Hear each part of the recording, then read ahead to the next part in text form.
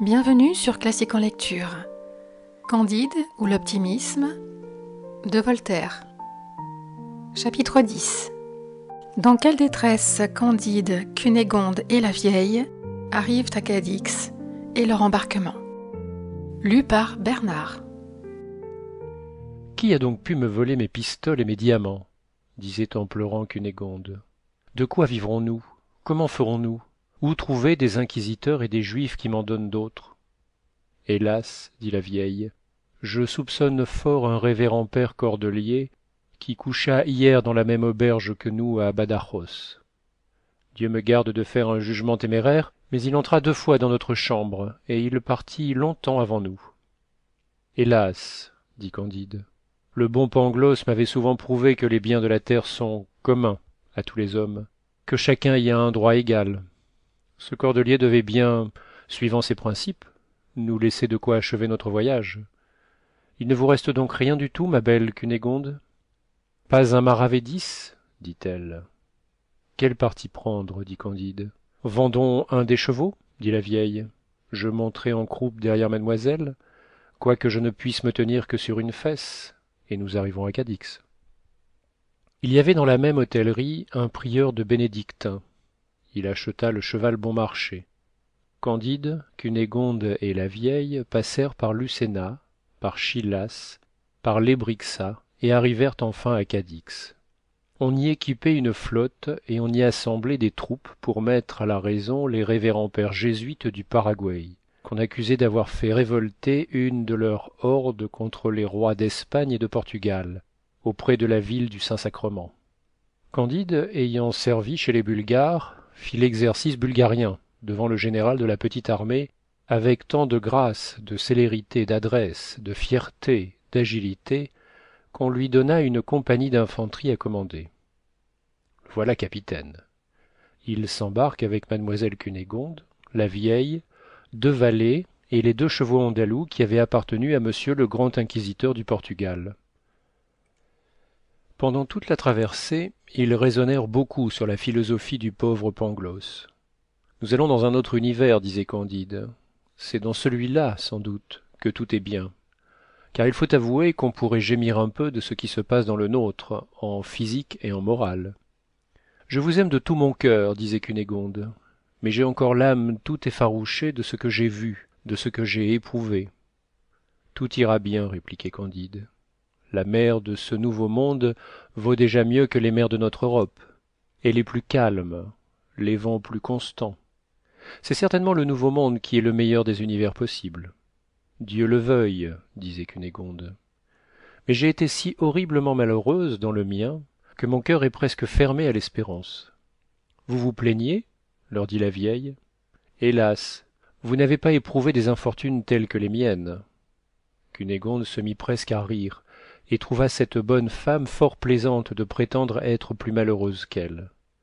Hélas, lui dit-elle, ma bonne, à moins que vous n'ayez été violée par 2 Bulgares, que vous n'ayez reçu 2 coups de couteau dans le ventre, qu'on ait démoli 2 de vos châteaux, qu'on ait égorgé à vos yeux 2 mères et 2 pères, et que vous n'ayez vu 2 de vos amants fouettés dans un auto-da-fé, je ne vois pas que vous puissiez l'emporter sur moi. Ajoutez que je suis née baronne avec 72 quartiers, et que j'ai été cuisinière. Mademoiselle, répondit la vieille, vous ne savez pas quelle est ma naissance, et si je vous montrais mon derrière, vous ne parleriez pas comme vous faites, et vous suspendriez votre jugement. Ce discours fit naître une extrême curiosité dans l'esprit de Cunégonde et de Candide. La vieille leur parla en ces termes. Chapitre 11. Histoire de la vieille. Je n'ai pas eu toujours les yeux éraillés et bordés d'écarlate. Mon nez n'a pas toujours touché à mon menton, et je n'ai pas toujours été servante. Je suis la fille du pape Urbain X et de la princesse de Palestrine. Note de Voltaire. Voyez l'extrême discrétion de l'auteur. Il n'y eut jusqu'à présent aucun pape nommé Urbain X. Il craint de donner une bâtarde à un pape connu. Quelle circonspection, quelle délicatesse de conscience. Commentaire additionnel de Monsieur Beuchot sur la note de Voltaire. Cette note de Voltaire est posthume. Elle n'était même pas dans les éditions de Kehl. Je la tiens de Feu des Croix. Le dernier pape du nom d'Urbain est Urbain VIII, mort en 1644. Fin de la note. On m'éleva jusqu'à 14 ans dans un palais auquel tous les châteaux de vos barons allemands n'auraient pas servi d'écurie, et une de mes robes valait mieux que toutes les magnificences de la Westphalie. Je croissais en beauté, en grâce, en talent, au milieu des plaisirs, des respects et des espérances. J'inspirais déjà de l'amour, ma gorge se formait, et quelle gorge! Blanche, ferme, taillée comme celle de la Vénus de Médicis. Et quels yeux, quelles paupières, quels sourcils noirs, quelle flamme brillait dans mes deux prunelles et effaçait la scintillation des étoiles, comme me disaient les poètes du quartier. Les femmes qui m'habillaient et qui me déshabillaient tombaient en extase en me regardant par devant et par derrière, et tous les hommes auraient voulu être à leur place. Je fus fiancé à un prince souverain de Massa-Carrara. Quel prince! Aussi beau que moi, pétri de douceur et d'agrément, brillant d'esprit et brûlant d'amour. Je l'aimais comme on aime pour la première fois, avec idolâtrie, avec emportement. Les noces furent préparées. C'était une pompe, une magnificence inouïe. C'étaient des fêtes, des carousels, des opéras buffats continuels, et toute l'Italie fit pour moi des sonnets dont il n'y eut pas un seul de passable. Je touchais au moment de mon bonheur, quand une vieille marquise, qui avait été maîtresse de mon prince, l'invita à prendre du chocolat chez elle. Il mourut en moins de 2 heures, avec des convulsions épouvantables. Mais ce n'est qu'une bagatelle. Ma mère, au désespoir, et bien moins affligée que moi, voulut s'arracher pour quelque temps à un séjour si funeste. Elle avait une très belle terre auprès de Gaillette. Nous nous embarquâmes sur une galère du pays, dorée comme l'autel de Saint-Pierre de Rome. Voilà qu'un corsaire de Salé fond sur nous et nous aborde. Nos soldats se défendirent comme des soldats du pape. Ils se mirent tous à genoux en jetant leurs armes et en demandant au corsaire une absolution in articulo mortis. Aussitôt on les dépouilla nus comme des singes, et ma mère aussi, nos filles d'honneur aussi, et moi aussi. C'est une chose admirable que la diligence avec laquelle ces messieurs déshabillent le monde, mais ce qui me surprit davantage, c'est qu'ils nous mirent à tous le doigt dans un endroit où nous autres femmes, nous ne nous laissons mettre d'ordinaire que des canules. Cette cérémonie me paraissait bien étrange. Voilà comme on juge de tout quand on n'est pas sorti de son pays. J'appris bientôt que c'était pour voir si nous n'avions pas caché là quelques diamants. C'est un usage établi de temps immémorial parmi les nations policées qui courent sur mer. J'ai su que messieurs les religieux, chevaliers de Malte, n'y manquent jamais quand ils prennent des Turcs et des Turques. C'est une loi du droit des gens à laquelle on n'a jamais dérogé. Je ne vous dirai point combien il est dur pour une jeune princesse d'être menée esclave à Maroc avec sa mère. Vous concevez assez tout ce que nous eûmes à souffrir dans le vaisseau corsaire. Ma mère était encore très belle. Nos filles d'honneur, nos simples femmes de chambre avaient plus de charme qu'on en peut trouver dans toute l'Afrique. Pour moi, j'étais ravissante, j'étais la beauté, la grâce même, et j'étais pucelle. Je ne le fus pas longtemps.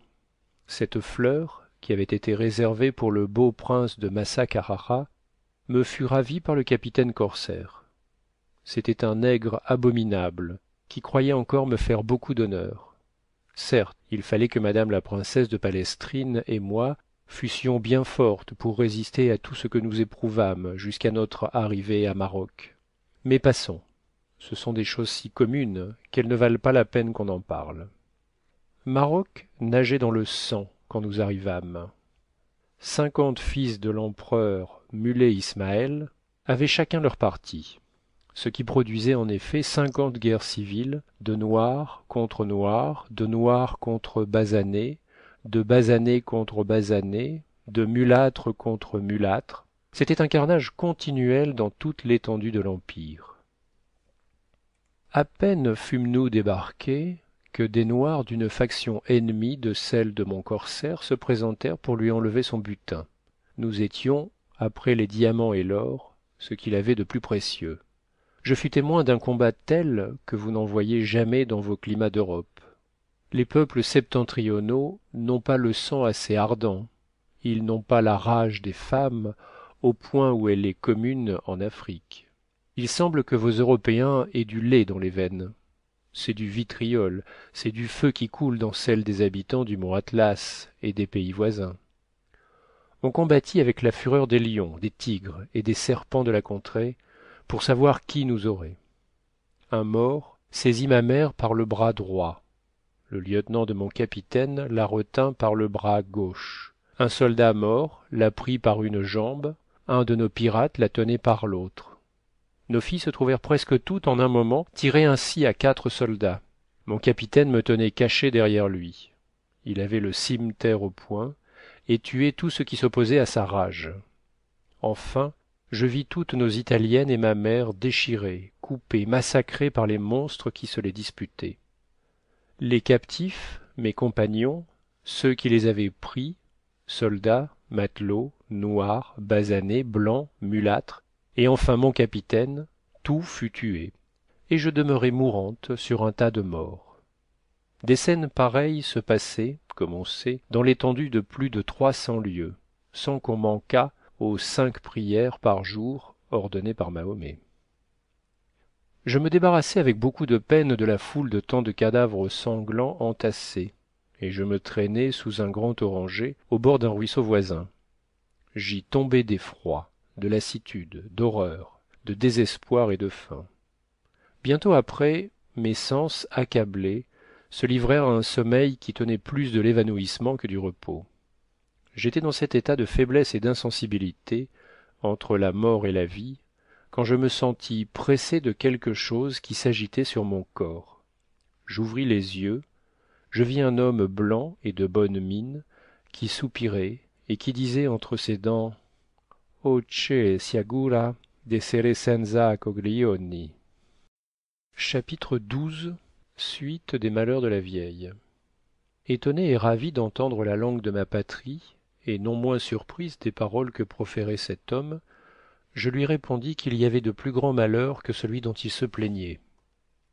Je l'instruisis en peu de mots des horreurs que j'avais essuyées, et je retombai en faiblesse.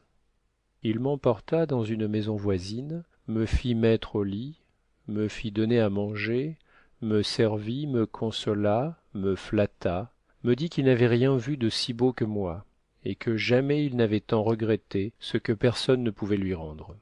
Je suis né à Naples, me dit-il. On y chaponne 2 ou 3 000 enfants tous les ans. Les uns en meurent, les autres acquièrent une voix plus belle que celle des femmes, les autres vont gouverner des États. Note de M. Bechot. Farinelli, chanteur italien né à Naples en 1705, sans être ministre, gouvernait l'Espagne sous Ferdinand VI. Il est mort en 1782. Voltaire reparle de ce Farinelli dans la conversation de l'intendant des menus en exercice. Voyez Les Mélanges, année 1761. Fin de la note. On me fit cette opération avec un très grand succès, et j'ai été musicien de la chapelle de madame la princesse de Palestrine. De ma mère, m'écriai-je. De votre mère? S'écria-t-il en pleurant. Quoi? Vous seriez cette jeune princesse que j'ai élevée jusqu'à l'âge de 6 ans, et qui promettait déjà d'être aussi belle que vous êtes? C'est moi-même. Ma mère est à 400 pas d'ici, coupée en quartiers, sous un tas de morts.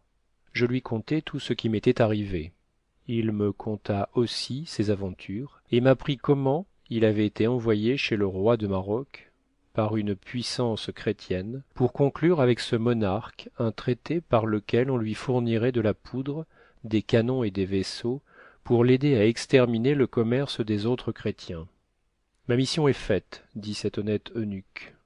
Je vais m'embarquer à Ceuta, et je vous ramènerai en Italie. Ma che si augura d'essere senza coglioni. Je le remerciai avec des larmes d'attendrissement, et au lieu de me mener en Italie, il me conduisit à Alger et me vendit au dey de cette province. À peine fus-je vendu que cette peste qui a fait le tour de l'Afrique de l'Asie, de l'Europe, se déclara dans Alger avec fureur. Vous avez vu des tremblements de terre? Mais, mademoiselle, avez-vous jamais eu la peste? Jamais, répondit la baronne. Si vous l'aviez eue, reprit la vieille, vous avoueriez qu'elle est bien au-dessus d'un tremblement de terre. Elle est fort commune en Afrique. J'en fus attaqué.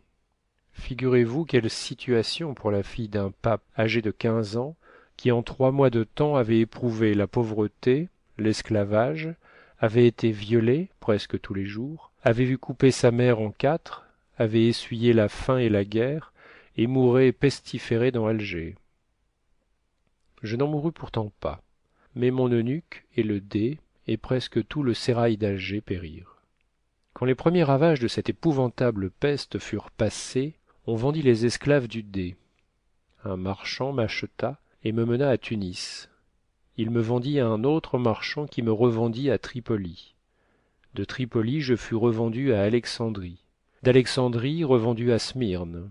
De Smyrne à Constantinople. J'appartins enfin à un aga des janissaires, qui fut bientôt commandé pour aller défendre Azov contre les Russes qui l'assiégeaient.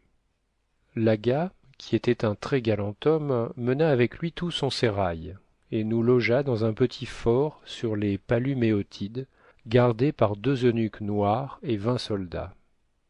On tua prodigieusement de Russes, mais ils nous le rendirent bien. Azov fut mis à feu et à sang. Note de M. Beuchot. Les Russes prirent Azov sous Pierre le Grand en 1696 et la rendirent à la paix en 1711. La reprirent en 1739, la fortifièrent, mais à la paix de 1789, ils la rendirent après l'avoir démantelée. La prise d'Azov sous Catherine II est postérieure de 10 ans à Candide. Fin de la note. Et on ne pardonna ni au sexe ni à l'âge. Il ne resta que notre petit fort. Les ennemis voulurent nous prendre par famine. Les 20 janissaires avaient juré de ne se jamais rendre. Les extrémités de la faim où ils furent réduits les contraignirent à manger nos 2 eunuques, de peur de violer leur serment. Au bout de quelques jours, ils résolurent de manger les femmes. Nous avions un imam très pieux et très compatissant, qui leur fit un beau sermon, par lequel il leur persuada de ne nous pas tuer tout à fait. Coupez, dit-il, seulement une fesse à chacune de ces dames, vous ferez très bonne chère. S'il faut y revenir, vous en aurez encore autant dans quelques jours. Le ciel vous sera gré d'une action si charitable, et vous serez secourus. Il avait beaucoup d'éloquence, il les persuada. On nous fit cette horrible opération. L'imam nous appliqua le même baume qu'on met aux enfants qu'on vient de circoncire. Nous étions toutes à la mort. À peine les janissaires eurent-ils fait le repas que nous leur avions fourni, que les Russes arrivent sur des bateaux plats. Pas un janissaire ne réchappa. Les Russes ne firent aucune attention à l'état où nous étions. Il y a partout des chirurgiens français. Un d'eux, qui était fort adroit, prit soin de nous. Il nous guérit. Et je me souviendrai toute ma vie que quand mes plaies furent bien fermées, il me fit des propositions. Au reste, il nous dit à toutes de nous consoler. Il nous assura que dans plusieurs sièges pareilles choses étaient arrivées et que c'était la loi de la guerre. Dès que mes compagnes purent marcher, on les fit aller à Moscou. J'échus en partage à un boyard qui me fit sa jardinière et qui me donnait 20 coups de fouet par jour. Mais ce seigneur ayant été roué au bout de 2 ans avec une trentaine de boyards pour quelques tracasseries de cour, je profitai de cette aventure. Je m'enfuis. Je traversai toute la Russie. Je fus longtemps servante de cabaret à Riga, puis à Rostock, à Wismar, à Leipzig, à Cassel, à Utrecht, à Leyde, à La Haye, à Rotterdam. J'ai vieilli dans la misère et dans l'opprobre, n'ayant que la moitié d'un derrière, me souvenant toujours que j'étais fille d'un pape. Je voulus 100 fois me tuer, mais j'aimais encore la vie. Cette faiblesse ridicule est peut-être un de nos penchants les plus funestes, car y a-t-il rien de plus sot que de vouloir porter continuellement un fardeau qu'on veut toujours jeter par terre? d'avoir son être en horreur et de tenir à son être, enfin de caresser le serpent qui nous dévore jusqu'à ce qu'il nous ait mangé le cœur? J'ai vu dans les pays que le sort m'a fait parcourir, et dans les cabarets où j'ai servi, un nombre prodigieux de personnes qui avaient leur existence en exécration. Mais je n'en ai vu que 12 qui aient mis volontairement fin à leur misère. 3 nègres, 4 anglais, 4 genevois, et un professeur allemand nommé Robeck. Note de M. Beuchot. Robeck Jean, né à Kalmar, en Suède, en 1672, se noya volontairement en 1739. Jean-Jacques Rousseau parle de Robeck dans sa nouvelle Héloïse, lettre 21e de la 3e partie. Fin de la note. J'ai fini par être servante chez le juif don Issachar. Il me mit auprès de vous, ma belle demoiselle. Je me suis attaché à votre destinée, et j'ai été plus occupé de vos aventures que des miennes. Je ne vous aurais même jamais parlé de mes malheurs, si vous ne m'aviez pas un peu piqué, et s'il n'était d'usage dans un vaisseau de conter des histoires pour se désennuyer. Enfin, mademoiselle, j'ai de l'expérience, je connais le monde. Donnez-vous un plaisir, engagez chaque passager à vous conter son histoire, et s'il s'en trouve un seul qui n'ait souvent maudit sa vie, qui ne se soit souvent dit à lui-même qu'il était le plus malheureux des hommes, jetez-moi dans la mer, la tête la première. Chapitre XIII. Comment Candide fut obligé de se séparer de la belle Cunégonde et de la vieille. La belle Cunégonde, ayant entendu l'histoire de la vieille, lui fit toutes les politesses qu'on devait à une personne de son rang et de son mérite. Elle accepta la proposition. Elle engagea tous les passagers, l'un après l'autre, à lui conter leurs aventures. Candide et elle avouèrent que la vieille avait raison. « C'est bien dommage, disait Candide, que le sage Pangloss ait été pendu, contre la coutume, dans un auto-da-fé. Il nous dirait des choses admirables sur le mal physique et sur le mal moral qui couvre la terre et la mer, et je me sentirais assez de force pour oser lui faire respectueusement quelques objections. » À mesure que chacun racontait son histoire, le vaisseau avançait. On aborda dans Buenos Aires. Cunégonde, le capitaine Candide et la vieille allèrent chez le gouverneur don Fernando d'Ibarra, y Figueora, y Mascarenes, y Lampourdos, y Souza. Ce seigneur avait une fierté convenable à un homme qui portait tant de noms. Il parlait aux hommes avec le dédain le plus noble, portant le nez si haut et levant si impitoyablement la voix, prenant un ton si imposant, affectant une démarche si altière, que tous ceux qui le saluaient étaient tentés de le battre. Il aimait les femmes à la fureur. Cunégonde lui parut ce qu'il avait jamais vu de plus beau. La première chose qu'il fit fut de demander si elle n'était point la femme du capitaine. L'air dont il fit cette question alarma Candide. Il n'osa pas dire qu'elle était sa femme, parce qu'en effet elle ne l'était point.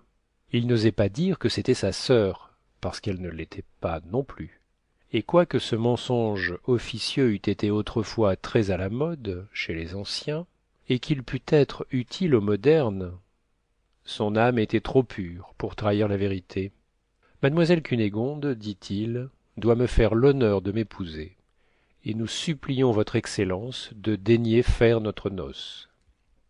Don Fernando d'Ibarra, y Figueora, y Mascarenes, y Lampourdos, y Souza, relevant sa moustache, sourit amèrement, et ordonna au capitaine Candide d'aller faire la revue de sa compagnie. Candide obéit. Le gouverneur demeura avec mademoiselle Cunégonde. Il lui déclara sa passion, lui protesta que le lendemain il l'épouserait à la face de l'église, ou autrement, ainsi qu'il plairait à ses charmes. Cunégonde lui demanda un quart d'heure pour se recueillir, pour consulter la vieille et pour se déterminer. La vieille dit à Cunégonde: « Mademoiselle, vous avez 72 quartiers et pas une obole. Il ne tient qu'à vous d'être la femme du plus grand seigneur de l'Amérique méridionale, qui a une très belle moustache. Est-ce à vous de vous piquer d'une fidélité à toute épreuve? Vous avez été violée par les Bulgares, un juif et un inquisiteur ont eu vos bonnes grâces. Les malheurs donnent des droits. J'avoue que si j'étais à votre place, je ne ferais aucun scrupule d'épouser monsieur le gouverneur et de faire la fortune de monsieur le capitaine Candide. Tandis que la vieille parlait avec toute la prudence que l'âge et l'expérience donnent, on vit entrer dans le port un petit vaisseau. Il portait un alcade et des alguazils, et voici ce qui était arrivé. La vieille avait très bien deviné que ce fut un cordelier à la grande manche qui vola l'argent et les bijoux de Cunégonde dans la ville de Badajos, lorsqu'elle fuyait en hâte avec Candide. Ce moine voulut vendre quelques-unes des pierreries à un joaillier. Le marchand les reconnut pour celles du grand inquisiteur. Le cordelier, avant d'être pendu, avoua qu'il les avait volées. Il indiqua les personnes et la route qu'elles prenaient. La fuite de Cunégonde et de Candide était déjà connue. On les suivit à Cadix. On envoya, sans perdre de temps, un vaisseau à leur poursuite. Le vaisseau était déjà dans le port de Buenos Aires. Le bruit se répandit qu'un alcade allait débarquer et qu'on poursuivait les meurtriers de monseigneur le grand inquisiteur. La prudente vieille vit dans l'instant tout ce qui était à faire. Vous ne pouvez fuir, dit-elle à Cunégonde, et vous n'avez rien à craindre. Ce n'est pas vous qui avez tué monseigneur, et d'ailleurs le gouverneur, qui vous aime, ne souffrira pas qu'on vous maltraite. Demeurez. Elle court sur le champ à Candide. Fuyez, dit-elle, ou dans 1 heure vous allez être brûlé. Il n'y avait pas un moment à perdre. Mais comment se séparer de Cunégonde, et où se réfugier? Chapitre XIV. Comment Candide et Cacambo furent reçus chez les jésuites du Paraguay. Candide avait amené de Cadix un valet tel qu'on en trouve beaucoup sur les côtes d'Espagne et dans les colonies. C'était un quart d'Espagnol, né d'un métis dans le Tucuman. Il avait été enfant de chœur, sacristain, matelot, moine, facteur, soldat, laquais. Il s'appelait Cacambo et aimait fort son maître, parce que son maître était un fort bon homme. Il sella au plus vite les 2 chevaux andalous. Allons, mon maître, suivons le conseil de la vieille, partons, et courons sans regarder derrière nous. Candide versa des larmes. Ô ma chère Cunégonde, faut-il vous abandonner dans le temps que monsieur le gouverneur va faire nos noces? Cunégonde, amenée de si loin, que deviendrez-vous? Elle deviendra ce qu'elle pourra, dit Cacambo. Les femmes ne sont jamais embarrassées d'elles. Dieu y pourvoit. Courons. Où me mènes-tu? Où allons-nous?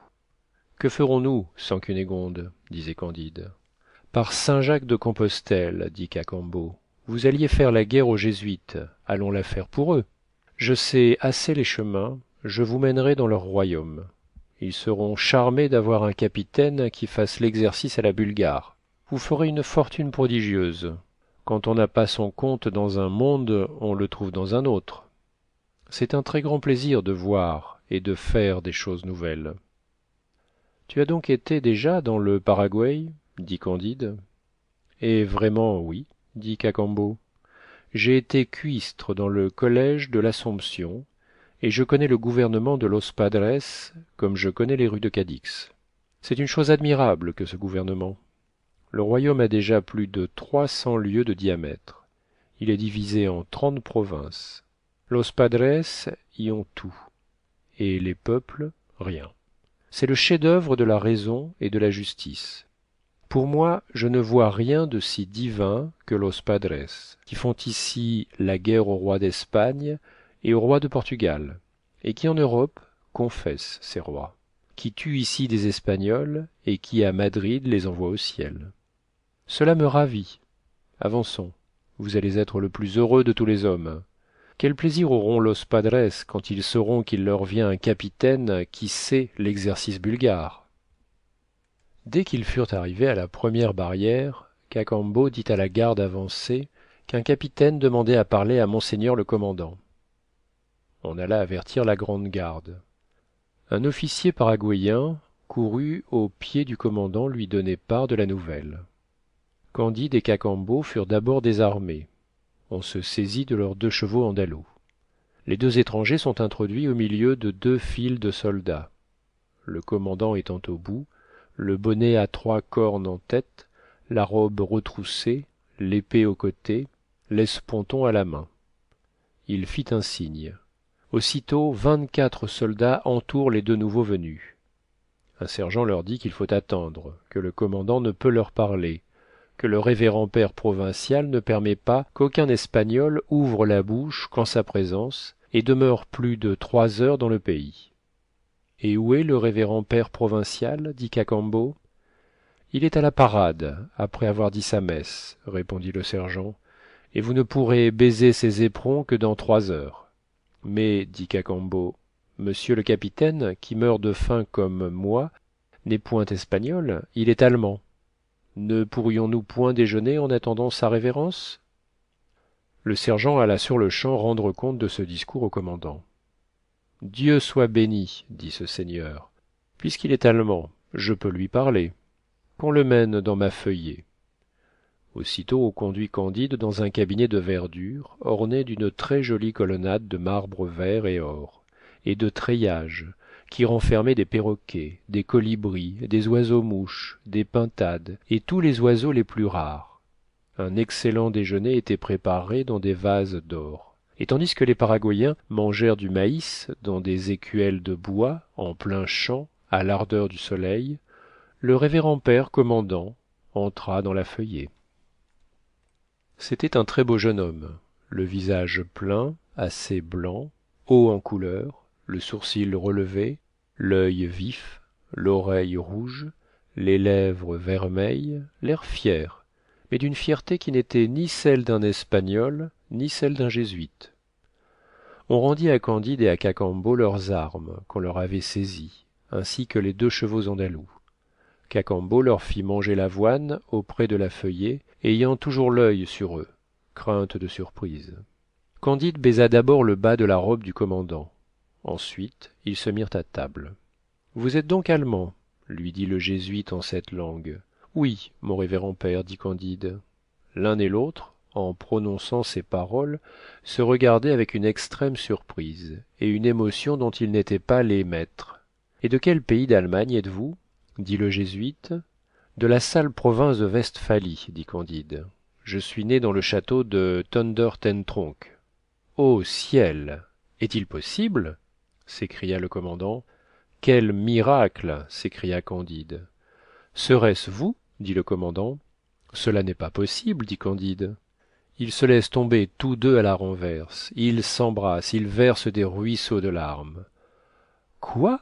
Serait-ce vous, mon révérend père? Vous, le frère de la belle Cunégonde? Vous qui fûtes tué par les Bulgares? Vous, le fils de monsieur le baron? Vous, jésuite au Paraguay? Il faut avouer que ce monde est une étrange chose. Ô Pangloss, Pangloss, que vous seriez aise si vous n'aviez pas été pendu. Le commandant fit retirer les esclaves nègres et les Paraguayens, qui servaient à boire dans des gobelets de cristal de roche. Il remercia Dieu et saint Ignace 1000 fois. Il serrait Candide entre ses bras. Leur visage était baigné de pleurs. Vous seriez bien plus étonné, plus attendri, plus hors de vous-même, dit Candide, si je vous disais que mademoiselle Cunégonde, votre sœur, que vous avez crue éventrée, est pleine de santé. Où? Dans votre voisinage, chez monsieur le gouverneur de Buenos Aires, et je venais pour vous faire la guerre. Chaque mot qu'ils prononcèrent dans cette longue conversation accumulait prodige sur prodige. Leur âme tout entière volait sur leur langue, était attentive dans leurs oreilles, et étincelante dans leurs yeux. Comme ils étaient allemands, ils tinrent table longtemps, en attendant le révérend père provincial, et le commandant parla ainsi à son cher Candide. Chapitre XV. Comment Candide tua le frère de sa chère Cunégonde. J'aurai toute ma vie présent à la mémoire le jour horrible où je vis tuer mon père et ma mère et violer ma sœur. Quand les Bulgares furent retirés, on ne trouva point cette sœur adorable, et on mit dans une charrette ma mère, mon père et moi, 2 servantes et 3 petits garçons égorgés, pour nous aller enterrer dans une chapelle de jésuites, à 2 lieues du château de mes pères. Un jésuite nous jeta de l'eau bénite. Elle était horriblement salée. Il en entra quelques gouttes dans mes yeux. Le père s'aperçut que ma paupière faisait un petit mouvement. Il mit la main sur mon cœur et le sentit palpiter. Je fus secouru, et au bout de 3 semaines, il n'y paraissait pas. Vous savez, mon cher Candide, que j'étais fort joli. Je le devins encore davantage. Aussi, le révérend père Croust, supérieur de la maison, prit pour moi la plus tendre amitié. Il me donna l'habit de novice. Quelque temps après, je fus envoyé à Rome. Le père général avait besoin d'une recrue de jeunes jésuites allemands. Les souverains du Paraguay reçoivent le moins qu'ils peuvent de jésuites espagnols. Ils aiment mieux les étrangers, dont ils se croient plus maîtres. Je fus jugé propre par le révérend père général pour aller travailler dans cette vigne. Nous partîmes, un Polonais, un Tyrolien et moi. Je fus honoré, en arrivant, du sous-diaconat et d'une lieutenance. Je suis aujourd'hui colonel et prêtre. Nous recevrons vigoureusement les troupes du roi d'Espagne. Je vous réponds qu'elles seront excommuniées et battues. La Providence vous envoie ici pour nous seconder. Mais est-il bien vrai que ma chère sœur Cunégonde soit dans le voisinage, chez le gouverneur de Buenos Aires? Candide l'assura par serment que rien n'était plus vrai. Leurs larmes recommencèrent à couler. Le baron ne pouvait se lasser d'embrasser Candide. Il l'appelait son frère, son sauveur. Ah, peut-être, lui dit-il, nous pourrons ensemble, mon cher Candide, entrer en vainqueurs dans la ville et reprendre ma sœur Cunégonde. C'est tout ce que je souhaite, dit Candide, car je comptais l'épouser, et je l'espère encore. Vous, insolent, répondit le baron, vous auriez l'impudence d'épouser ma sœur qui a 72 quartiers? Je vous trouve bien effronté d'oser me parler d'un dessein si téméraire. Candide, pétrifié d'un tel discours, lui répondit: Mon révérend père, tous les quartiers du monde n'y font rien. J'ai tiré votre sœur des bras d'un juif et d'un inquisiteur. Elle m'a assez d'obligations, elle veut m'épouser. Maître Pangloss m'a toujours dit que les hommes sont égaux, et assurément je l'épouserai. C'est ce que nous verrons, coquin, dit le jésuite baron de Thunder ten Tronckh, et en même temps il lui donna un grand coup du plat de son épée sur le visage. Candide dans l'instant tire la sienne et l'enfonce jusqu'à la garde dans le ventre du baron jésuite. Mais en la retirant toute fumante, il se mit à pleurer. Hélas, mon Dieu, dit-il, j'ai tué mon ancien maître, mon ami, mon beau-frère. Je suis le meilleur homme du monde, et voilà déjà 3 hommes que je tue. Et dans ces 3, il y a 2 prêtres. Cacambo, qui faisait sentinelle à la porte de la Feuillée, accourut. Il ne nous reste qu'à vendre cher notre vie, lui dit son maître. On va sans doute entrer dans la Feuillée. Il faut mourir les armes à la main. Cacambo, qui en avait bien vu d'autres, ne perdit point la tête. Il prit la robe de jésuite que portait le baron, la mit sur le corps de Candide, lui donna le bonnet carré du mort et le fit monter à cheval. Tout cela se fit en un clin d'œil. Galopons, mon maître. Tout le monde vous prendra pour un jésuite qui va donner des ordres, et nous aurons passé les frontières avant qu'on puisse courir après nous.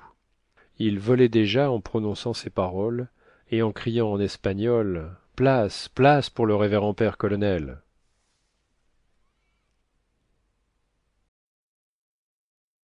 Chapitre XVI.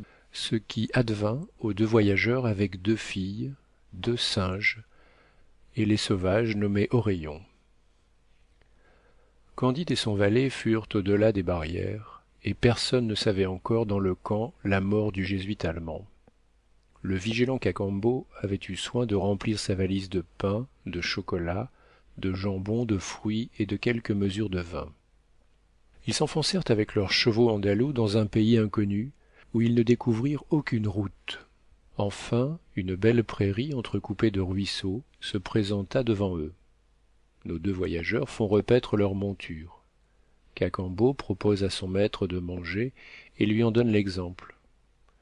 Comment veux-tu, disait Candide, que je mange du jambon quand j'ai tué le fils de monsieur le baron et que je me vois condamné à ne revoir la belle Cunégonde de ma vie? À quoi me servira de prolonger mes misérables jours, puisque je dois les traîner loin d'elle, dans les remords et dans le désespoir? Et que dira le journal de Trévoux? Note de Monsieur Beuchot. L'ouvrage cité sous le titre de Journal de Trévoux, du nom de la ville où il s'imprima, est intitulé Mémoire pour servir à l'histoire des sciences et des beaux-arts. Ce titre a subi plusieurs changements. Fin de la note. En parlant ainsi, il ne laissa pas de manger. Le soleil se couchait. Les deux égarés entendirent quelques petits cris qui paraissaient poussés par des femmes. Ils ne savaient si ces cris étaient de douleur ou de joie, mais ils se levèrent précipitamment avec cette inquiétude et cette alarme que tout inspire dans un pays inconnu. Ces clameurs partaient de deux filles toutes nues qui couraient légèrement au bord de la prairie, tandis que deux singes les suivaient en leur mordant les fesses. Candide fut touché de pitié. Il avait appris à tirer chez les Bulgares, et il aurait abattu une noisette dans un buisson sans toucher aux feuilles. Il prend son fusil espagnol à deux coups, tire et tue les deux singes. Dieu soit loué, mon cher Cacambo, j'ai délivré d'un grand péril ces deux pauvres créatures. Si j'ai commis un péché en tuant un inquisiteur et un jésuite, je l'ai bien réparé en sauvant la vie à deux filles. Ce sont peut-être deux demoiselles de condition, et cette aventure nous peut procurer de très grands avantages dans le pays. Il allait continuer, mais sa langue devint percluse quand il vit ces deux filles embrasser tendrement les deux singes, fondre en larmes sur leur corps et remplir l'air des cris les plus douloureux. Je ne m'attendais pas à tant de bonté d'âme, dit-il enfin à Cacambo, lequel lui répliqua: Vous avez fait là un beau chef-d'œuvre, mon maître. Vous avez tué les deux amants de ces demoiselles. Leurs amants? Serait-il possible? Vous vous moquez de moi, Cacambo. Le moyen de vous croire? Mon cher maître, repartit Cacambo, vous êtes toujours étonné de tout. Pourquoi trouvez-vous si étrange que dans quelques pays il y ait des singes qui obtiennent les bonnes grâces des dames? Ils sont des quarts d'hommes, comme je suis un quart d'espagnol. Hélas, reprit Candide, je me souviens d'avoir entendu dire à maître Pangloss qu'autrefois pareils accidents étaient arrivés et que ces mélanges avaient produit des égypans, des faunes, des satyres, que plusieurs grands personnages de l'Antiquité en avaient vu. Mais je prenais cela pour des fables. Vous devez être convaincu à présent, dit Cacambo, que c'est une vérité, et vous voyez comment en usent les personnes qui n'ont pas reçu une certaine éducation. Tout ce que je crains, c'est que ces dames ne nous fassent quelque méchante affaire. Ces réflexions solides engagèrent Candide à quitter la prairie et à s'enfoncer dans un bois. Il y soupa avec Cacambo, et tous deux, après avoir maudit l'inquisiteur de Portugal, le gouverneur de Buenos Aires et le baron, s'endormirent sur de la mousse. À leur réveil, ils sentirent qu'ils ne pouvaient remuer. La raison en était que pendant la nuit, les oreillons, habitants du pays, à qui les deux dames les avaient dénoncés, les avaient garrottés avec des cordes d'écorce d'arbres. Ils étaient entourés d'une cinquantaine d'oreillons tout nus, armés de flèches, de massues et de haches de cailloux. Les uns faisaient bouillir une grande chaudière, les autres préparaient des broches, et tous criaient: « C'est un jésuite! C'est un jésuite! Nous serons vengés, et nous ferons bonne chère. Mangeons du jésuite, mangeons du jésuite. » Je vous l'avais bien dit, mon cher maître, s'écria tristement Cacambo, que ces deux filles nous joueraient d'un mauvais tour. Candide, apercevant la chaudière et les broches, s'écria: Nous allons certainement être rôtis ou bouillis. Ah, que dirait maître Pangloss s'il voyait comme la pure nature est faite? Tout est bien, soit, mais j'avoue qu'il est bien cruel d'avoir perdu mademoiselle Cunégonde et d'être mis à la broche par des oreillons. Cacambo ne perdait jamais la tête. Ne désespérez de rien, dit-il au désolé Candide. J'entends un peu le jargon de ces peuples, je vais leur parler. Ne manquez pas, dit Candide, de leur représenter quelle est l'inhumanité affreuse de faire cuire des hommes, et combien cela est peu chrétien. Messieurs, dit Cacambo, vous comptez donc manger aujourd'hui un jésuite? C'est très bien fait. Rien n'est plus juste que de traiter ainsi ses ennemis.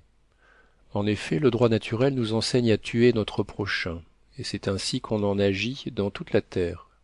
Si nous n'usons pas du droit de le manger, c'est que nous avons d'ailleurs de quoi faire bonne chère. Mais vous n'avez pas les mêmes ressources que nous. Certainement il vaut mieux manger ses ennemis que d'abandonner aux corbeaux et aux corneilles le fruit de sa victoire. Mais, messieurs, vous ne voudriez pas manger vos amis. Vous croyez aller mettre un jésuite en broche, et c'est votre défenseur, c'est l'ennemi de vos ennemis que vous allez rôtir. Pour moi, je suis né dans votre pays. Monsieur que vous voyez mon maître est bien loin d'être jésuite, il vient de tuer un jésuite. Il emporte les dépouilles. Voilà le sujet de votre méprise.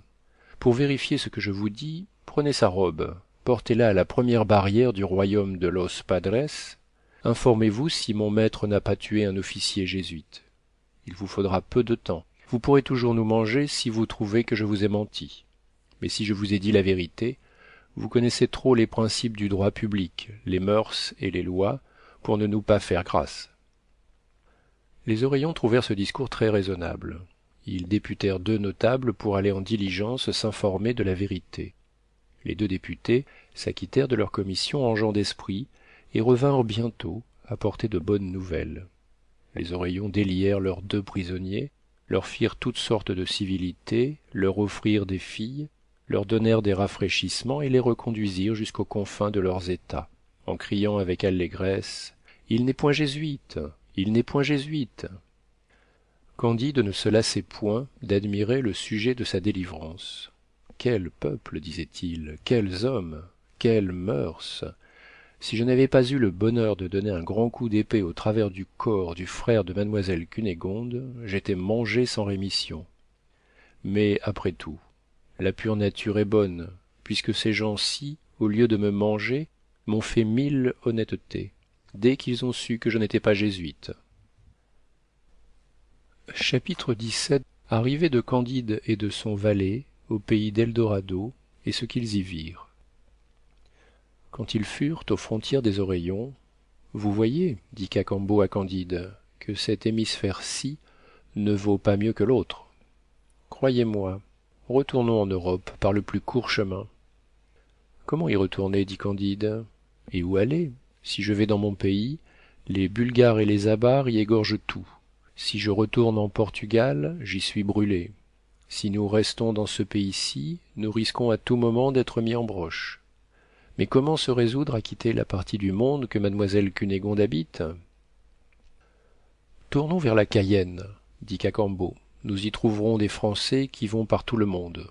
Ils pourront nous aider. Dieu aura peut-être pitié de nous. Il n'était pas facile d'aller à la Cayenne.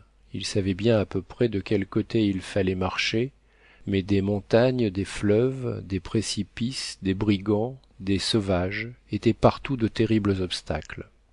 Leurs chevaux moururent de fatigue, leurs provisions furent consumées, ils se nourrirent un mois entier de fruits sauvages et se trouvèrent enfin auprès d'une petite rivière bordée de cocotiers qui y soutinrent leur vie et leurs espérances.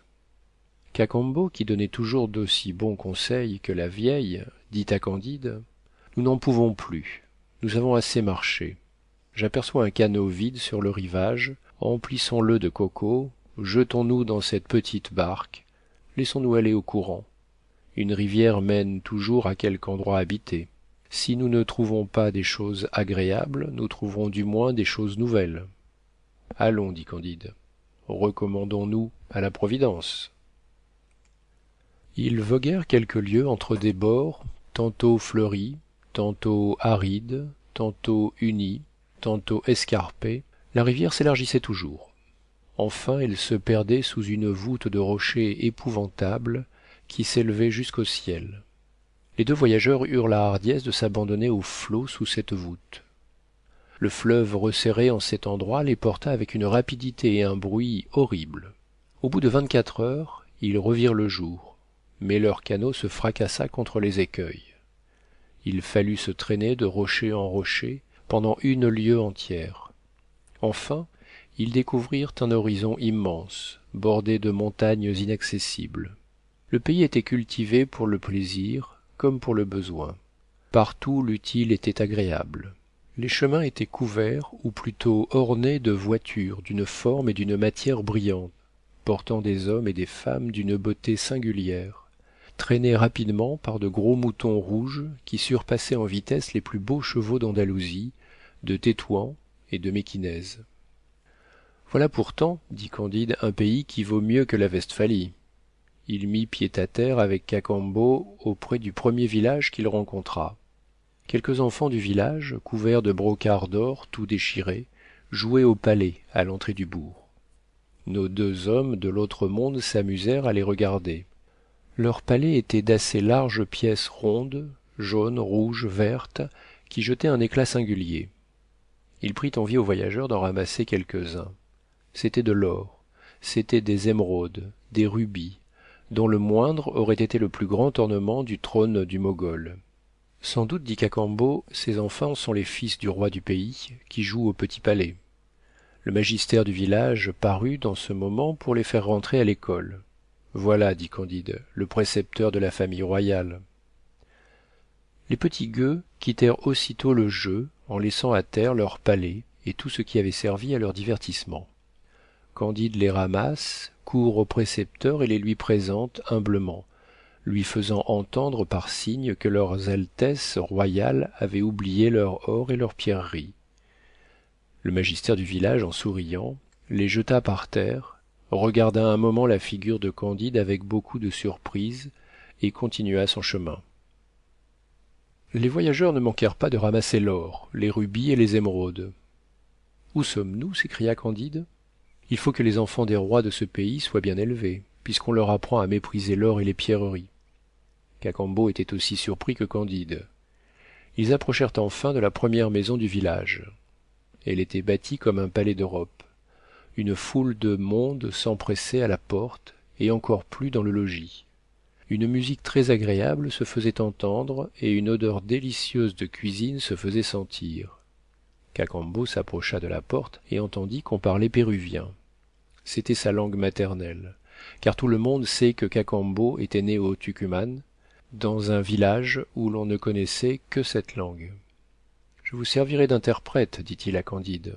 Entrons, c'est ici un cabaret. » Aussitôt, 2 garçons et 2 filles de l'hôtellerie, vêtus de drap d'or et les cheveux renoués avec des rubans, les invitent à se mettre à la table de l'hôte.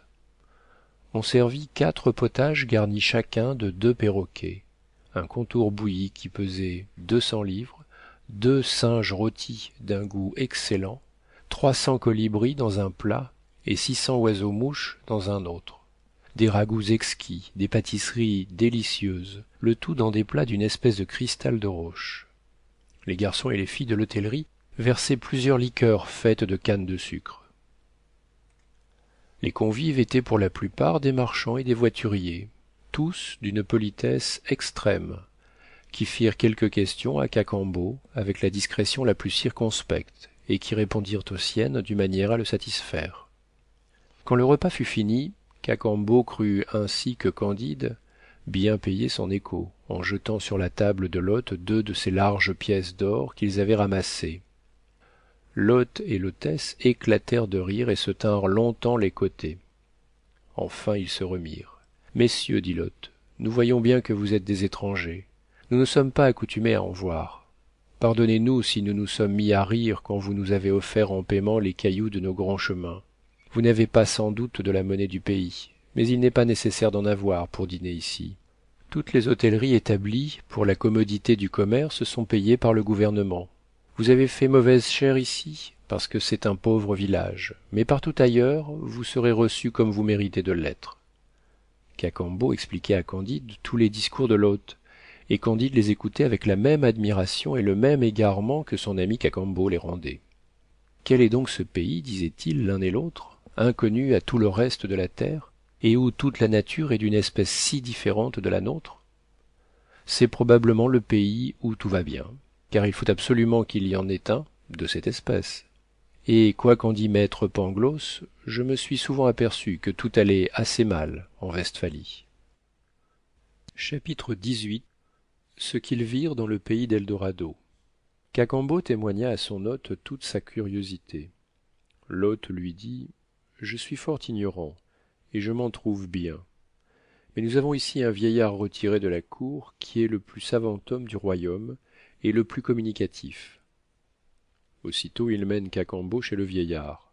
Candide ne jouait plus que le second personnage et accompagnait son valet.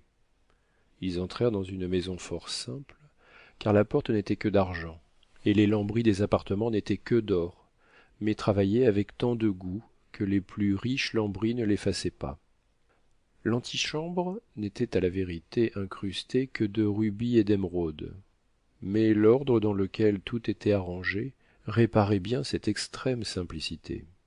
Le vieillard reçut les deux étrangers sur un sofa matelassé de plumes de colibri, et leur fit présenter des liqueurs dans des vases de diamants, après quoi il satisfit à leur curiosité en ces termes. Je suis âgé de 172 ans, et j'ai appris de feu mon père, écuyer du roi, les étonnantes révolutions du Pérou dont il avait été témoin. Le royaume où nous sommes est l'ancienne patrie des Incas, qui en sortirent très imprudemment pour aller subjuguer une partie du monde, et qui furent enfin détruits par les Espagnols. Les princes de leur famille qui restèrent dans leur pays natal furent plus sages. Ils ordonnèrent, du consentement de la nation, qu'aucun habitant ne sortirait jamais de notre petit royaume, et c'est ce qui nous a conservé notre innocence et notre félicité. Les Espagnols ont eu une connaissance confuse de ce pays, ils l'ont appelé Eldorado, et un Anglais nommé le chevalier Raleigh en a même approché il y a environ 100 années. Mais, comme nous sommes entourés de rochers inabordables et de précipices, nous avons toujours été jusqu'à présent à l'abri de la rapacité des nations de l'Europe, qui ont une fureur inconcevable pour les cailloux et pour la fange de notre terre, et qui, pour en avoir, nous tueraient tous jusqu'au dernier. La conversation fut longue. Elle roula sur la forme du gouvernement, sur les mœurs, sur les femmes, sur les spectacles publics, sur les arts. Enfin Candide, qui avait toujours du goût pour la métaphysique, fit demander par Cacambo si dans le pays il y avait une religion. Le vieillard rougit un peu. Comment donc, dit-il, en pouvez-vous douter? Est-ce que vous nous prenez pour des ingrats? Cacambo demanda humblement quelle était la religion d'Eldorado. Le vieillard rougit encore. Est-ce qu'il peut y avoir deux religions, dit-il. Nous avons, je crois, la religion de tout le monde. Nous adorons Dieu du soir jusqu'au matin. N'adorez-vous qu'un seul Dieu, dit Cacambo, qui servait toujours d'interprète aux doutes de Candide. Apparemment, dit le vieillard, qu'il n'y en a ni deux, ni trois, ni quatre. Je vous avoue que les gens de votre monde font des questions bien singulières. Candide ne se lassait pas de faire interroger ce bon vieillard. Il voulut savoir comment on priait Dieu dans Eldorado. Nous ne le prions point, dit le bon et respectable sage. Nous n'avons rien à lui demander. Il nous a donné tout ce qu'il nous faut. Nous le remercions sans cesse. Candide eut la curiosité de voir des prêtres. Il fit demander où ils étaient. Le bon vieillard sourit. Mes amis, dit-il, nous sommes tous prêtres.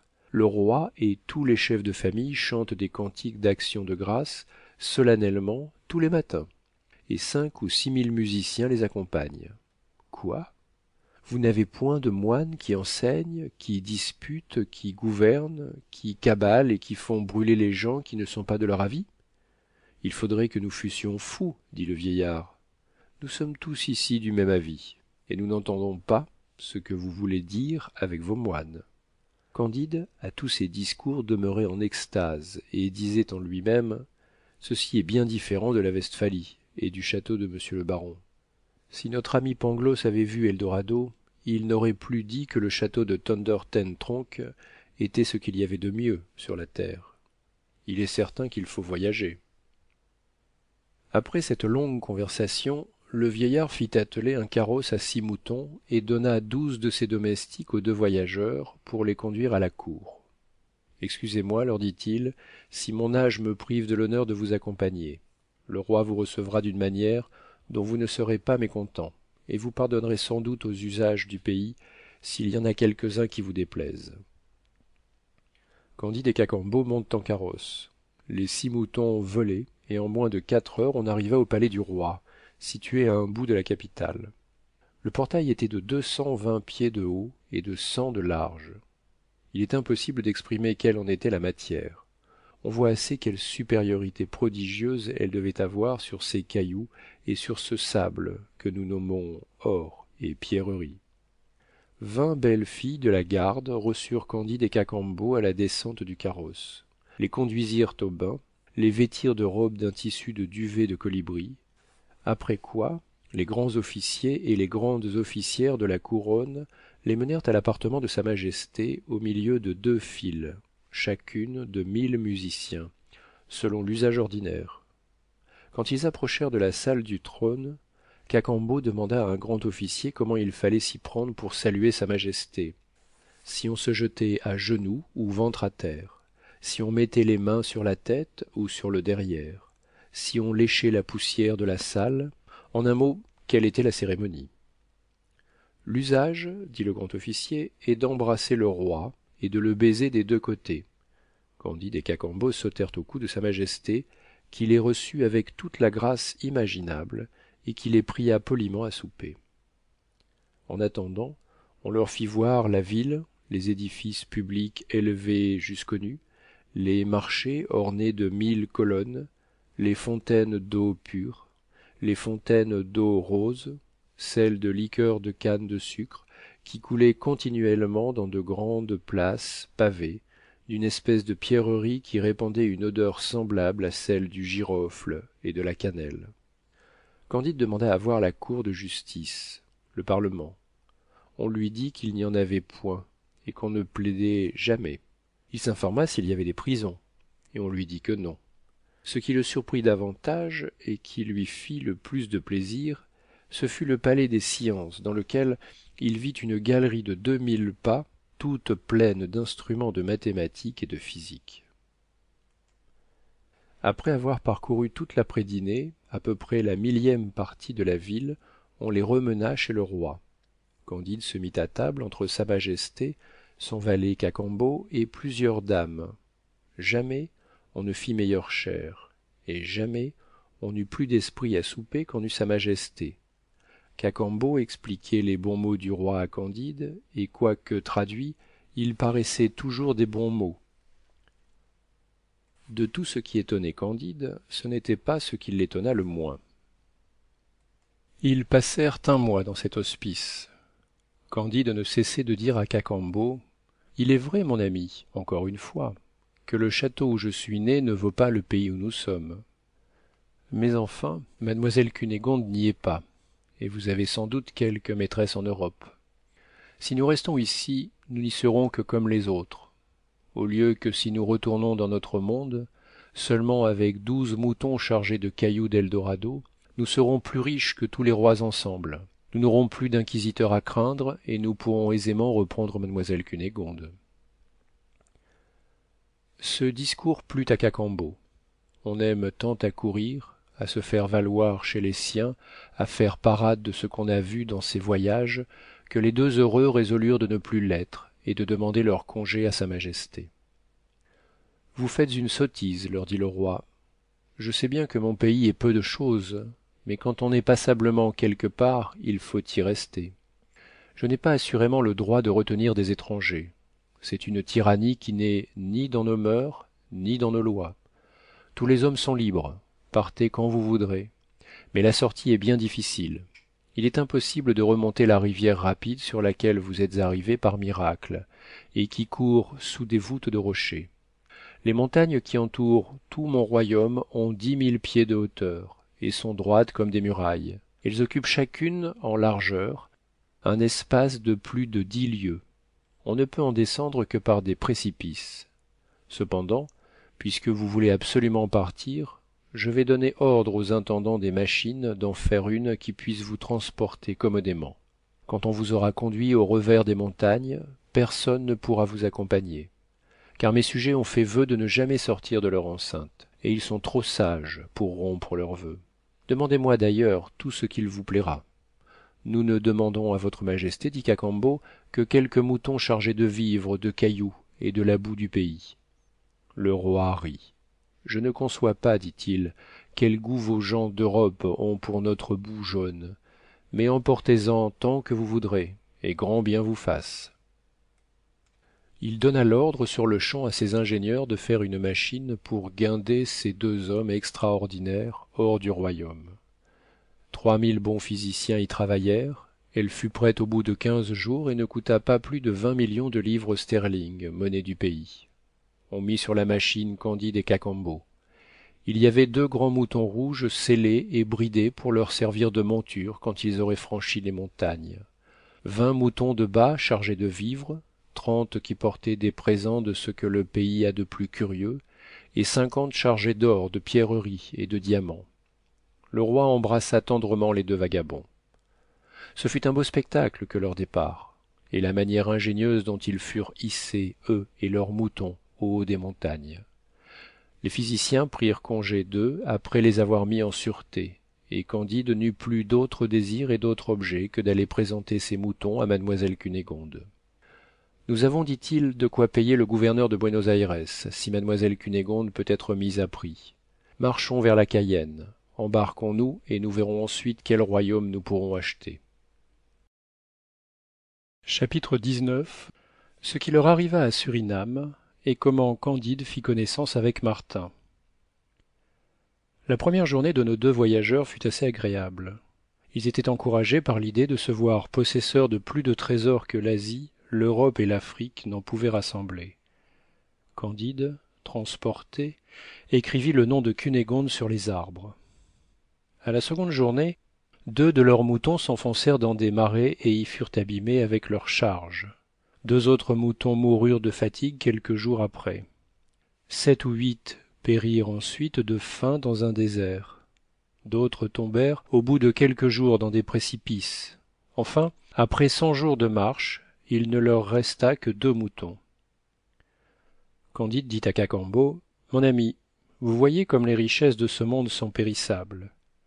Il n'y a rien de solide que la vertu et le bonheur de revoir mademoiselle Cunégonde. » « Je l'avoue, dit Cacambo, mais il nous reste encore 2 moutons avec plus de trésors que n'en aura jamais le roi d'Espagne. Et je vois bien de loin une ville que je soupçonne être Surinam, appartenant aux Hollandais. Nous sommes au bout de nos peines et au commencement de notre félicité. » En approchant de la ville, ils rencontrèrent un nègre étendu par terre, n'ayant plus que la moitié de son habit, c'est-à-dire d'un caleçon de toile bleue. Il manquait à ce pauvre homme la jambe gauche et la main droite. « Eh mon Dieu !» lui dit Candide en hollandais, « que fais-tu là, mon ami, dans l'état horrible où je te vois ?»« J'attends mon maître, monsieur Vanderdendur, le fameux négociant, » répondit le nègre. « Est-ce monsieur Vanderdendur, dit Candide, qui t'a traité ainsi ?»« Oui, monsieur, dit le nègre. C'est l'usage. On nous donne un caleçon de toile pour tout vêtement 2 fois l'année. Quand nous travaillons aux sucreries et que la meule nous attrape le doigt, on nous coupe la main. Quand nous voulons nous enfuir, on nous coupe la jambe. Je me suis trouvé dans les 2 cas. C'est à ce prix que vous mangez du sucre en Europe. Cependant, lorsque ma mère me vendit 10 écus Patagons, sur la côte de Guinée, elle me disait « Mon cher enfant, bénis nos fétiches, adore-les toujours, ils te feront vivre heureux. Tu as l'honneur d'être esclave de nos seigneurs les Blancs, et tu fais par là la fortune de ton père et de ta mère. Hélas, je ne sais pas si j'ai fait leur fortune, mais ils n'ont pas fait la mienne. Les chiens, les singes et les perroquets sont 1000 fois moins malheureux que nous. Les fétiches hollandais qui m'ont converti me disent tous les dimanches que nous sommes tous enfants d'Adam, blancs et noirs. Je ne suis pas généalogiste, mais si ces prêcheurs disent vrai, nous sommes tous cousins issus de Germain. Or vous m'avouerez qu'on ne peut pas en user avec ses parents d'une manière plus horrible. »« Oh, Pangloss, s'écria Candide, tu n'avais pas deviné cette abomination. C'en est fait. Il faudra qu'à la fin je renonce à ton optimisme. »« Qu'est-ce qu'optimisme » disait Cacambo. « Hélas, dit Candide, c'est la rage de soutenir que tout est bien quand on est mal. » Et il versait des larmes en regardant son nègre et en pleurant, il entra dans Surinam. La première chose dont il s'informe, c'est s'il n'y a point au port quelque vaisseau qu'on pût envoyer à Buenos Aires. Celui à qui ils s'adressèrent était justement un patron espagnol qui s'offrit à faire avec eux un marché honnête. Il leur donna rendez-vous dans un cabaret. Candide et le fidèle Cacambo allèrent l'y attendre avec leurs 2 moutons. Candide, qui avait le cœur sur les lèvres, conta à l'Espagnol toutes ses aventures et lui avoua qu'il voulait enlever mademoiselle Cunégonde. Je me garderai bien de vous passer à Buenos Aires, dit le patron. Je serai pendu, et vous aussi. La belle Cunégonde est la maîtresse favorite de monseigneur. Ce fut un coup de foudre pour Candide. Il pleura longtemps. Enfin il tira à part Cacambo. Voici, mon cher ami, lui dit-il, ce qu'il faut que tu fasses. Nous avons chacun dans nos poches pour 5 ou 6 millions de diamants. Tu es plus habile que moi. Va prendre mademoiselle Cunégonde à Buenos Aires. Si le gouverneur fait quelque difficulté, donne-lui 1 million.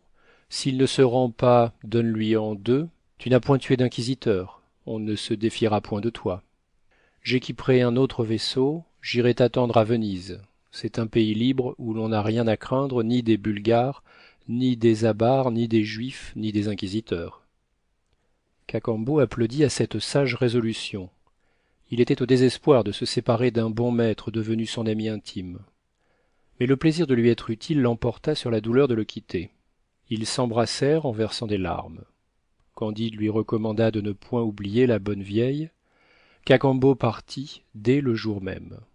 C'était un très bon homme que ce Cacambo. Candide resta encore quelque temps à Surinam et attendit qu'un autre patron voulût le mener en Italie, lui et les 2 moutons qui lui restaient. Il prit des domestiques et acheta tout ce qui lui était nécessaire pour un long voyage. Enfin M. Vanderdendur, maître d'un gros vaisseau, vint se présenter à lui. Combien voulez-vous, demanda-t-il à cet homme, pour me mener en droiture à Venise, moi, mes gens, mon bagage et les 2 moutons que voilà. Le patron s'accorda à 10 000 piastres. Candide n'hésita pas. Oh oh, dit à part soi le prudent Vanderdendur, cet étranger donne 10 000 piastres tout d'un coup. Il faut qu'il soit bien riche. Puis, revenant un moment après, il signifia qu'il ne pouvait partir à moins de 20 000. Eh bien, vous les aurez, dit Candide. Ouais, se dit tout bas le marchand, cet homme donne 20 000 piastres aussi aisément que 10 000. Il revint encore et dit qu'il ne pouvait le conduire à Venise à moins de 30 000 piastres. Vous en aurez donc 30 000, répondit Candide. Oh oh, se dit encore le marchand hollandais, 30 000 piastres ne coûtent rien à cet homme-ci. Sans doute les 2 moutons portent des trésors immenses. N'insistons pas davantage, faisons-nous d'abord payer les 30 000 piastres, et puis nous verrons. Candide vendit 2 petits diamants, dont le moindre valait plus que tout l'argent que demandait le patron. Il le paya d'avance.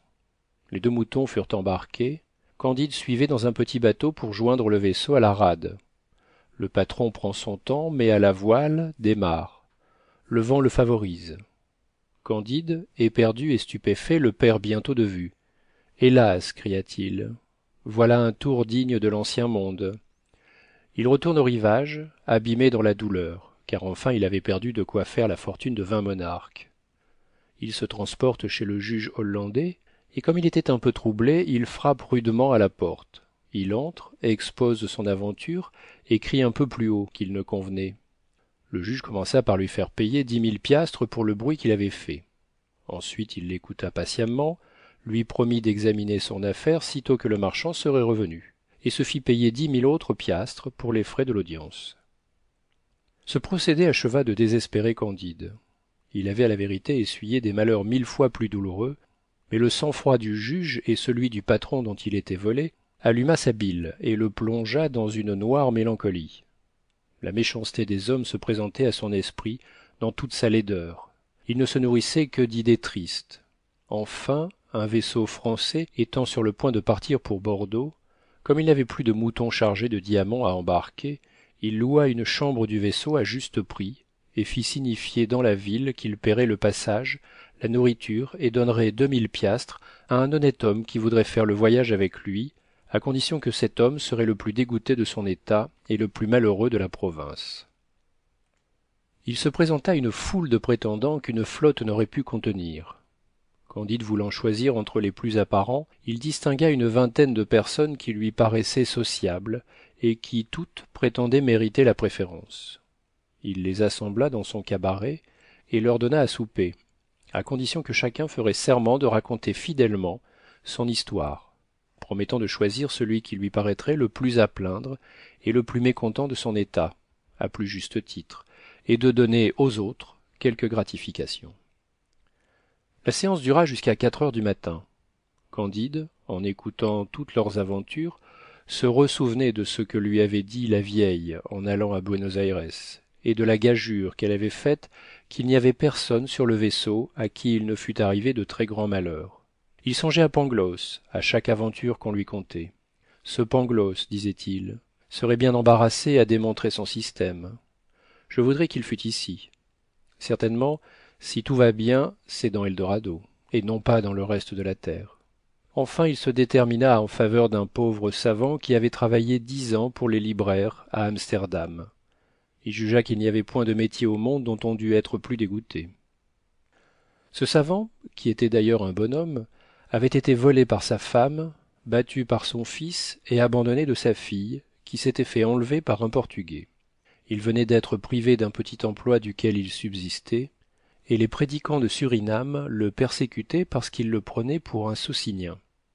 Il faut avouer que les autres étaient pour le moins aussi malheureux que lui, mais Candide espérait que le savant le désennuierait dans le voyage. Tous ses autres rivaux trouvèrent que Candide leur faisait une grande injustice, mais il les apaisa en leur donnant à chacun 100 piastres.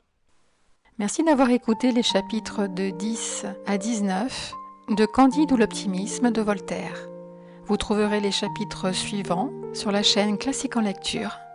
N'hésitez pas à partager, à liker, commenter et vous abonner pour être prévenu lorsque je sors une nouvelle vidéo de lecture. À très vite sur Classique en lecture.